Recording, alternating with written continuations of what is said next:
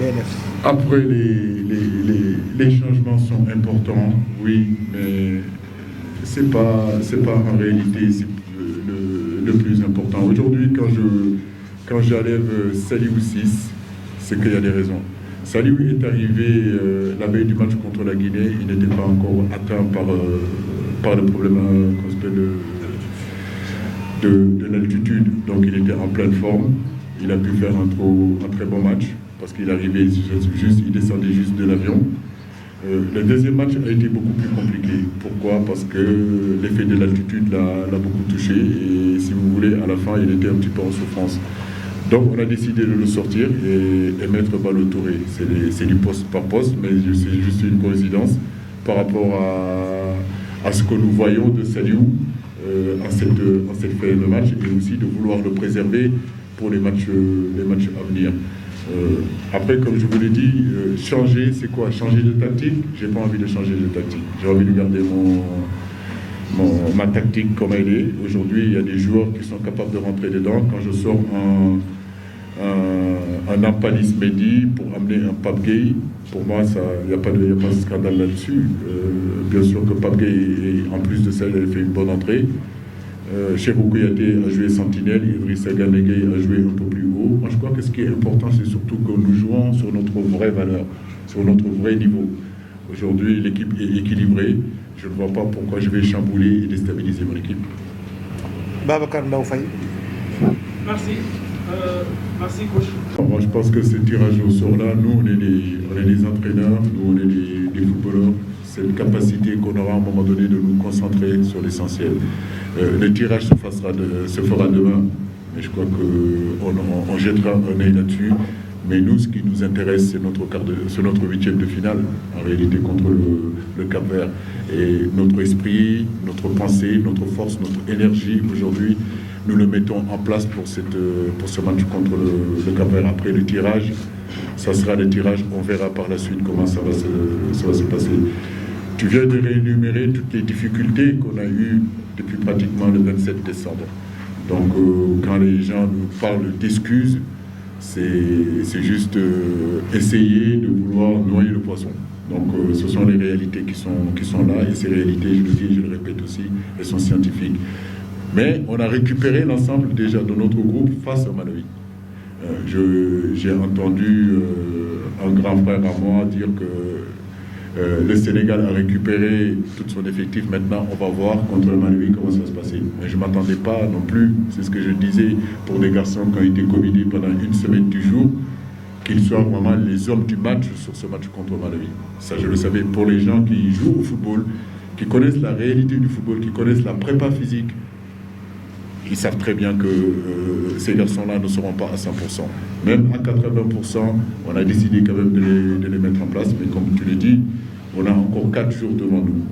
Ça ne nous garantit absolument rien du tout. Parce que le corps humain reste le corps humain. Ce n'est pas tu viens, tu fais comme ça et tu es à 100%.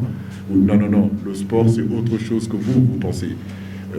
Mais nous avons espoir. Nous avons espoir que ces 4 jours-là, avec notre préparateur physique, avec nos médecins, nous arriverons à hisser un petit peu le niveau de ces garçons-là pour que d'ici la fin de d'ici les quarts de finale, qu'ils soient vraiment à leur meilleur niveau. Merci. Koumbadia, Madame Niam.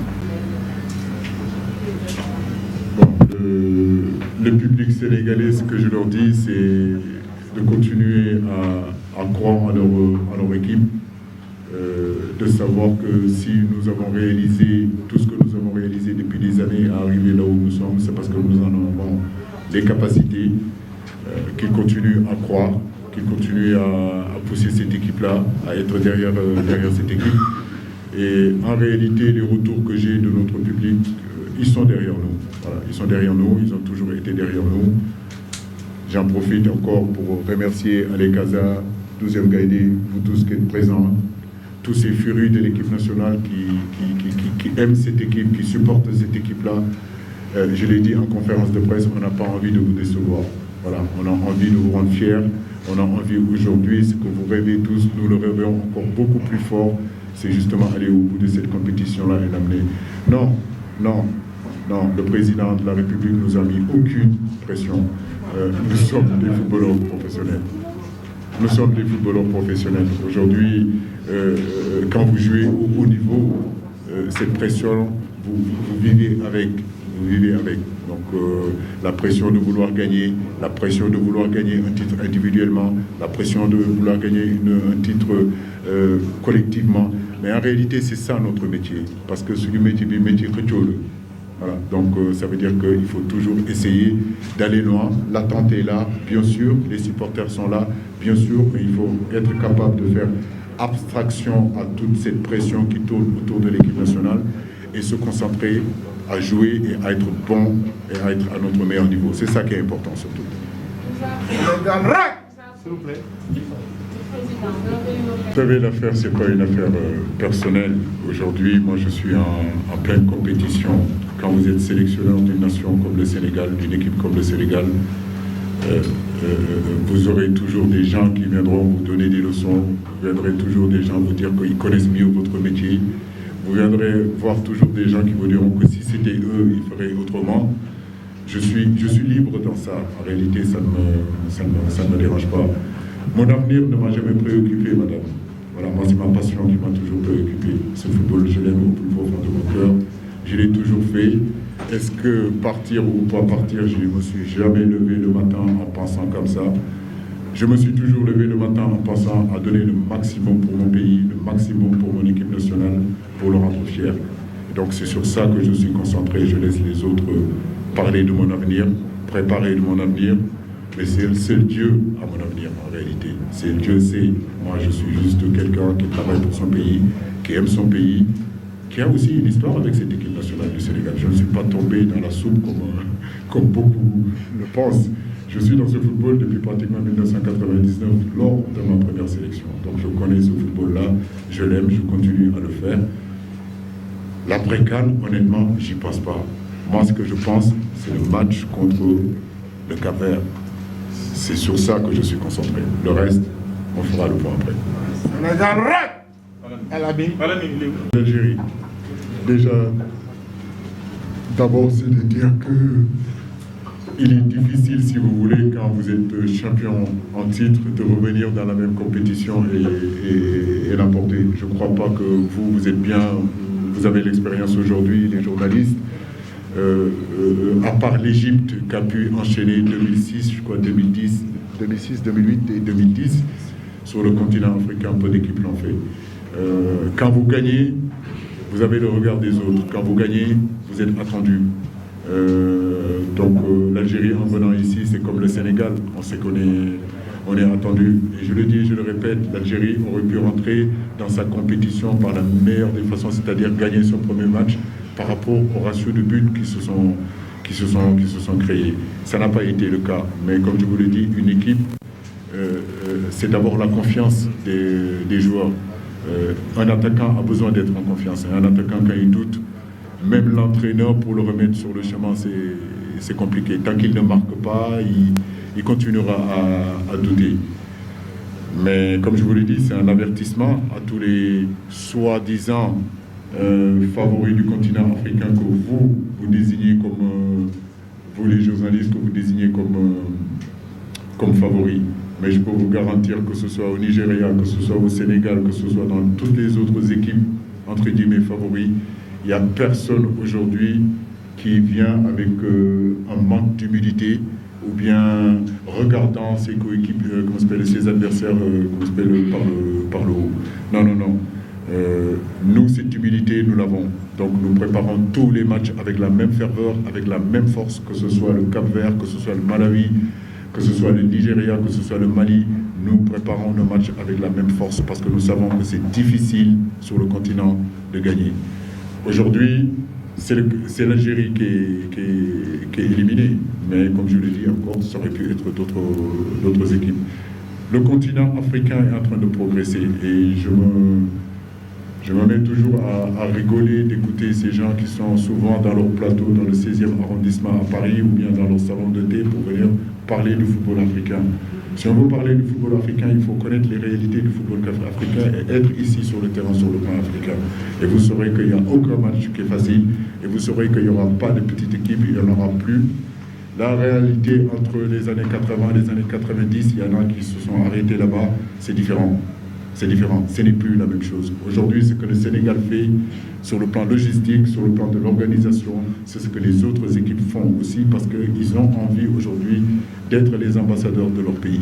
Aujourd'hui, quand vous voyez ce continent africain, quand vous voyez aujourd'hui cette Coupe d'Afrique-là, c'est tous les drapeaux du continent africain. C'est une bataille en réalité. Voilà. C'est que chaque équipe qui a quitté son pays, son président ñaax na ko, encouragé na ko, jox na ko drapeau pour que nous représenter dignement dëkkam fii ci réew mi. Donc ça veut dire que ça ne sera pas facile. Tout le monde est motivé, tout le monde est prêt et tout le monde a envie d'aller loin et surtout de représenter dignement son pays. Merci. Amidine Si. Merci, c'est bon. Donc toi tu nous amènes déjà au tir au but. On n'est même pas encore arrivé, on n'a même pas encore joué les huitièmes de finale, tu nous amènes au tir au but. Non mais bon, nous préparons tout le monde à cette... Ouais, je disais que nous préparons tout le monde individuellement, nous préparons tout le monde collectivement. C'est un match qu'il ne faut pas aborder avec... et il ne faut pas confondre vitesse et précipitation. Ce match contre le Cap-Vert, plus ça dure, mieux ce sera pour nous. Il ne faut pas qu'on arrive et commencer à faire n'importe quoi. C'est un match qu'il faut jouer avec vraiment beaucoup de sérénité, beaucoup de calme. Jouer, travailler notre victoire petit à petit et pouvoir le concrétiser. On peut marquer très tôt, ils peuvent marquer, on peut marquer tard, mais en réalité, la seule chose qu'on peut aller au tir au but, la seule chose qui va être importante, c'est d'être déterminé à passer en quart de finale. Alors que ce soit en quart au tir au but, que ce soit en prolongation, que ce soit sur les 90 minutes, je crois que le tout, c'est d'être prêt mentalement à compétir face à cette équipe-là, à challenger cette équipe-là pour justement obtenir la qualification. Merci. La toute dernière question à Aïssatou. Merci Françoise. J'ai beaucoup écouté, entendre un petit peu les gens développer sur l'aspect mental de nos joueurs. C'est quoi le mental? Est-ce qu'aujourd'hui, moi, je peux parler de mental? Oui, je peux parler de mental, mais je ne suis pas spécialisé en réalité dans ce domaine-là. Mais j'ai envie de dire que notre problème aujourd'hui, il ne se situe pas là-bas, parce que justement, c'est le mental qui a fait en sorte qu'on est encore là, justement. C'est cette détermination-là qui a fait qu'on était encore là. Maintenant, comme je l'ai dit, un joueur doute tout le temps. Un joueur peut douter, mais ce doute-là ne doit pas durer longtemps. On a des joueurs de haut niveau, des joueurs qui ont l'habitude de jouer des Champions League, des joueurs qui ont l'habitude de jouer dans des clubs où il y a beaucoup d'attentes. Donc des joueurs aujourd'hui qui en sont à leur 4e CAN. On a le meilleur gardien du monde, on a le meilleur joueur d'Afrique, on a les meilleurs défenseurs. Donc pour moi, c'est parce qu'ils ont le mental pour être à ce niveau-là. Maintenant, discuter, échanger avec les garçons en aparté pour leur donner confiance, pour justement les pousser à vraiment être de véritables compétiteurs, ça c'est important. Mais sur ce côté mental, nous faisons aussi beaucoup de choses en interne qu'on ne dira pas, mais je pense qu'un jour, on vous montrera tout ce que nous sommes en train de faire sur ce plan mental aussi pour aider nos joueurs à progresser. Merci. Il a répondu à une trentaine de questions.